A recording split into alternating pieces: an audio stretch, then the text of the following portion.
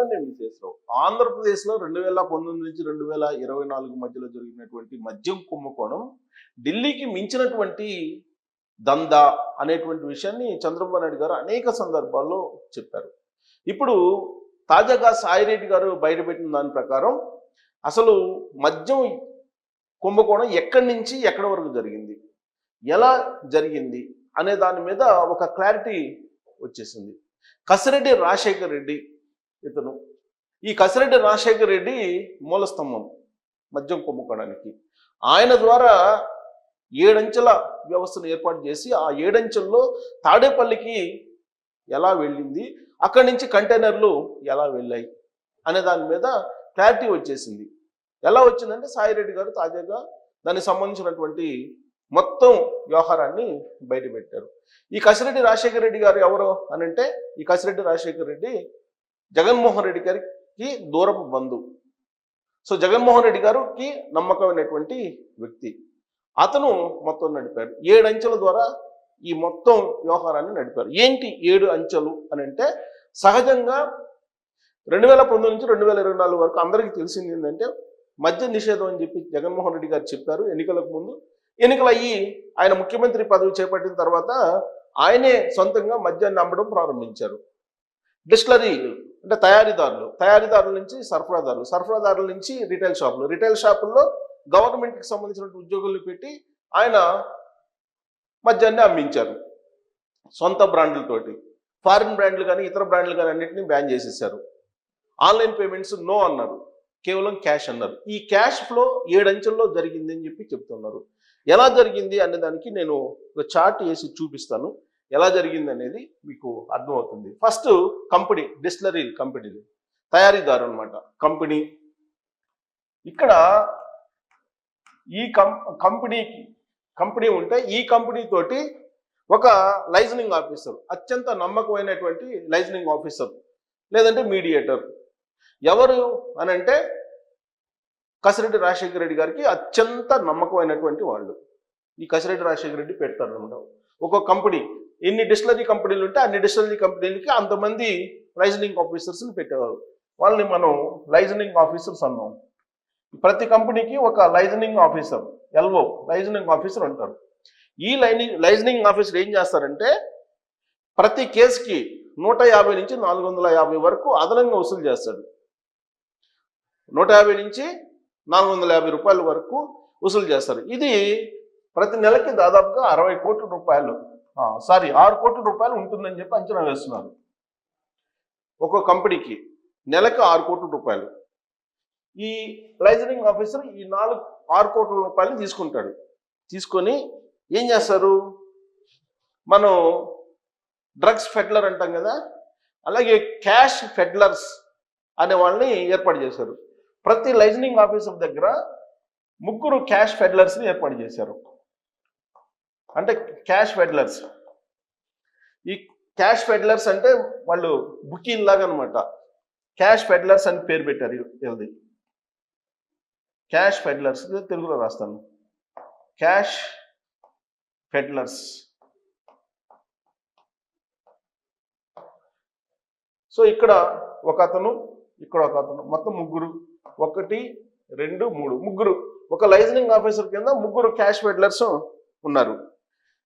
ఈ క్యాష్ ఫెడ్లర్స్ ఏం చేస్తారంటే ఒక్కొక్క క్యాష్ ఫెడ్లరు, సపోజ్ ఈ క్యాష్ ఫెడ్లర్ ఉన్నాడు ఇంకో 1వ పర్సన్, ఇతను కొరియర్స్కి పంపిస్తారు. కొరియర్లు, ఈయన కొరియర్స్ని నమ్మకమైనటువంటి వాళ్ళని కొరియర్స్ జనరల్గా కొరియర్స్ అంటే మనకు గుర్తొచ్చేది ఏంటంటే నక్సలిజం ఉన్నప్పుడు నక్సల్స్ పెట్టుకుంటారు అనమాట. కొరియర్స్ మైదాన ప్రాంతం నుంచి అడవి ప్రాంతానికి సమాచారం చేరవేయడానికి కానీ లేదంటే వాళ్ళకి అవసరమైన వస్తువులు చేరవేయడానికి కానీ కొరియర్స్ని పెట్టుకుంటారు. సో వాళ్ళు కొరియర్స్ అంటారు. అప్పట్లో వచ్చినటువంటి పదం అనమాట అది కొరియర్స్ అనేది. సో ఇప్పుడు కొరియర్స్ని కొంతమందిని పెట్టుకున్నారు. ఇప్పుడు ఇక్కడ లైసెన్సింగ్ కంపెనీకి ఒక లైసెన్సింగ్ ఆఫీసర్ ఉంటాడు. ఈ లైసెన్సింగ్ ఆఫీసర్ దగ్గర 3 క్యాష్ ఫెడ్లర్స్ ఉంటారు. ఈ క్యాష్ ఫెడ్లర్స్ ఒక్కొక్కళ్ళు కొరియర్స్కి పంపిస్తారు. కనీసం 3 కొరియర్లు ఉంటారు. కనీసం 3 కొరియర్లు, వీళ్ళంతా కొరియర్స్ అనమాట. ఒక్కొక్క క్యాష్ ఫెడ్లర్ దగ్గర 3 కొరియర్స్ ఉంటారు. వీళ్ళు కొరియర్స్, క్యాష్ కొరియర్స్ అంటారు వీళ్ళని, క్యాష్ కొరియర్స్. ఇలా ముగ్గురు, ఒక్కొక్కరికి ముగ్గురు క్యాష్ కొరియర్స్ ఉంటారు. ఈ క్యాష్ కొరియర్స్ ఏం చేస్తారంటే వివిధ మార్గాల ద్వారా క్యాష్ని తీసుకొచ్చి ఒక ఆర్గనైజర్ అని ఒక అతను పెడతారు. ఈ క్యాష్ కొరియర్స్ అందరు కలిసి ఆర్గనైజర్ని చేరుస్తారు. అంటే ఈ ముగ్గురు అందరు కలిసి ఇక్కడ క్యాష్ కొరియర్ ఆర్గనైజర్, కొరియర్ కాదు, క్యాష్ ఆర్గనైజర్కి అప్పచెప్తారు. వీళ్ళు కొరియర్స్ అందరూ వచ్చేసి క్యాష్ ఆర్గనైజర్కి అప్పచెప్తారు. ఈ క్యాష్ ఆర్గనైజర్ ఏం చేస్తారంటే కసిరెడ్డికి అందజేస్తారు. ఈ కసిరెడ్డి ఏం చేస్తారంటే ఈ క్యాష్నంతా వివిధ మార్గాల ద్వారా కొంచెం వైట్ చేసేసి లేదా రకరకాల మార్గాల ద్వారా దాన్ని సూట్ కేసు కంపెనీల ద్వారా పంపించి వైట్ చేసేసి బిగ్ బాస్ అందజేస్తారు. ఈ బిగ్ బాస్ ఎక్కడుంటాడు? తాడేపల్లిలో ఉంటాడు. తాడేపల్లిలో ఉండేటువంటి బిగ్ బాస్ అందజేస్తారు. ఇది సిస్టమ్. ఈ సిస్టమ్ ద్వారా మొత్తం తెలంగాణలో ఉన్నటువంటి కొంతమంది సహాయ సహకారాలతోటి ఆంధ్రప్రదేశ్లో కూడా ఇదే చేశారనేది ఒకటి. ఎందుకంటే ఢిల్లీ మద్యం స్కాము తెలంగాణలో ఉండేటువంటి వాళ్ళకి ఎవరితో లింక్ ఉందో అందరికీ తెలిసిందే. బట్ ఆంధ్రప్రదేశ్లో వినూత్నంగా జరిగింది. ఆంధ్రప్రదేశ్లో మద్య నిషేధం అని చెప్పేసి ఎన్నికలకు ముందు మద్యాన్ని తన సొంత డిస్టిలరీలు అన్నింటినీ కూడా హ్యాండ్ ఓవర్ చేసుకున్నారు జగన్మోహన్ రెడ్డి గారు. ఆ డిస్టిలరీలు అన్నీ కూడా కసిరెడ్డి రాజశేఖర రెడ్డి గారికి అప్పచెప్పారు. ఈ కసిరెడ్డి రాజశేఖర రెడ్డి చేసినటువంటి దందా ఏంటంటే ఇది కంపెనీ నుంచి లైజనింగ్ ఆఫీసరు ఈ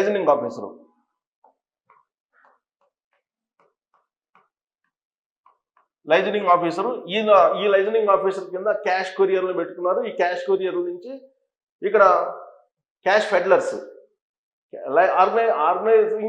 లైజనింగ్ ఆఫీసర్ ఏంటంటే క్యాష్ ఫెడ్లర్స్ని ఏర్పాటు చేస్తున్నారు. ఈ క్యాష్ ఫెడ్లర్స్ ఏంటంటే కొరియర్స్ని ఏర్పాటు చేస్తున్నారు. ఈ కొరియర్స్ వివిధ మార్గాల ద్వారా క్యాష్ని తీసుకొచ్చి క్యాష్ ఆర్గనైజర్కి అప్పచెప్తారు. ఈ క్యాష్ ఆర్గనైజర్ ఏం చేస్తాడంటే కసిరెడ్డి రాజశేఖర రెడ్డికి అందజేస్తారు. ఈ కసిరెడ్డి రాజశేఖర రెడ్డి దాన్ని వివిధ రూపాల్లో దాన్ని వైట్ చేసి తాడేపల్లిలో ఉన్నటువంటి బిగ్ బాస్ అందజేస్తారు. అంటే మనం చూడండి, స్టెప్ 1 కంపెనీ, స్టెప్ 2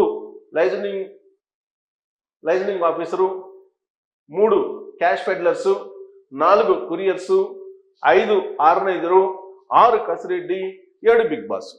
అంటే 7 అంచెల ద్వారా ఈ క్యాష్ ఫ్లోని బ్లాక్లోకి తీసుకెళ్ళిపోయారు. మరి ఈ క్యాష్ ఎంత ఉండొచ్చు అని అంటే ఒక్కొక్క కంపెనీ నెలకి 6 కోట్లు, అంటే ఒక కేసుకు వచ్చేసి 150 నుంచి 450 రూపాయలు వసూలు చేశారు. సో వీళ్ళు సుమారుగా 4 సంవత్సరాల 6 నెలలే ఉన్నారు అధికారంలో జగన్మోహన్ రెడ్డి గారు. అంటే ఎన్ని నెలలు లెక్కేసుకోండి, దాదాపు 12 4 48 ప్లస్ ఒక 4 నెలలు, సుమారుగా 52 నెలలే ఉండుంటారు బహుశా. సో 52 నెలలు ఇంటూ 6 కోట్లు, 6 రోజులు 12, 6 ఐదులు 31. అంటే ఆల్మోస్ట్ 32,000 కోట్లు, సుమారుగా 32,000 కోట్లు మద్యం కుంభకోణం జరిగింది అని సిబిఎన్ చెప్తున్నారు, చంద్రబాబు నాయుడు గారు చెప్తున్నారు. ఇది ఆల్రెడీ పవర్ పాయింట్ ప్రజెంటేషన్ ద్వారా గతంలో కూడా చంద్రబాబు నాయుడు గారు చెప్పారు. మరి ఇంత మద్యం కుంభకోణం జరిగింది అని చెప్పి ఢిల్లీకి పవర్ పాయింట్ ప్రజెంటేషన్ ద్వారా ఆధారాలతో సహా చెప్తూ ఉంటే మరి నరేంద్ర మోడీ గారు ఎందుకు జగన్మోహన్ రెడ్డి గారి మీద ఇంకా కూడా చర్యలు తీసుకోవడానికి మెషర్లు లెక్కిస్తున్నారు? చంద్రబాబు నాయుడు గారు జగన్మోహన్ రెడ్డి గారి మీద చర్యలు తీసుకోవడానికి కారణం ఏంటి?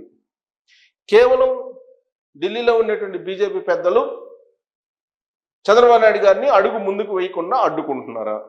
ఏ కారణం చేత ఈ మొత్తం వ్యవహారం విజయసాయి రెడ్డి గారు చెప్తున్నారు కాబట్టి, విజయసాయి రెడ్డి గారు అంటే ఏటో అత్యంత సన్నిహితుడు జగన్మోహన్ రెడ్డి గారికి, రాజకోట రహస్యాలు, తాడేపల్లి కోట రహస్యాలు అన్నీ తెలిసినటువంటి విజయసాయి రెడ్డి గారు 7 అంచెల ద్వారా ఈ మద్యం మొత్తాన్ని ఏ విధంగా క్యాష్ చేసుకున్నారు, ఏ విధంగా అవినీతి మార్గాల్లోకి తరలించారు అనేది ఆయన సూచాయిగా చెప్తున్నారు. ఇంకా చాలా విషయాలు ఉన్నాయి, అవసరమైనప్పుడు నేను మిగిలిన విషయాలు కూడా చెప్తాను. ప్రస్తుతానికైతే కసిరెడ్డి రాజశేఖర రెడ్డి ఈ మద్యం కుంభకోణానికి సూత్రధారి, కర్త కర్మ క్రియ అన్ని ఆయనేనని చెప్పి ఆయన చెప్తున్నారు. సో ఇంత పెద్ద ఎత్తున జరిగినటువంటి కుంభకోణానికి మళ్ళీ ఢిల్లీ పెద్దలు ఎందుకు రెస్పాండ్ కావట్లేదు? అదే తెలంగాణలో మీకు కవితకు సంబంధించినటువంటి మద్యం కుంభకోణం, ఢిల్లీలో జరిగిన మద్యం కుంభకోణం, కవిత ఉన్నారు.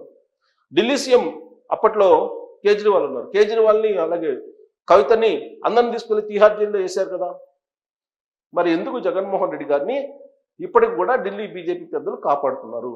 ఒకవేళ ఢిల్లీ బీజేపీ పెద్దలు కాపాడకపోతే చంద్రబాబు నాయుడు గారు ఈ పాటికి దీని మీద ఎంక్వైరీ వేసి వాళ్ళని అరెస్ట్ చేసి ఉండేవాళ్ళు కదా అనేటువంటి సందేహం చాలా మందికి వస్తూ ఉంది.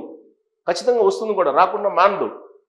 మరి చంద్రబాబు నాయుడు గారిలో, ఆయన పరిపాలనలో, ఆయన విచారణలో లోపం ఉందా, లేదంటే ఢిల్లీ బీజేపీ పెద్దలు ఇంత పెద్ద కుంభకోణాన్ని అణిచివేస్తున్నారా బయటికి రాకుండా? ఏం జరుగుతుంది అనే దాని మీద మీరు మీ అభిప్రాయం తెలియజేయడంతో పాటు ఈ కసిరెడ్డి రాజశేఖర రెడ్డి గారి గురించి మీకు గనక ఇన్ఫర్మేషన్ ఉంటే మరికొంత ఈ కుంభకోణానికి సంబంధించి ట్రోల్స్ రూపంలో అందజేయచ్చు. Thank you.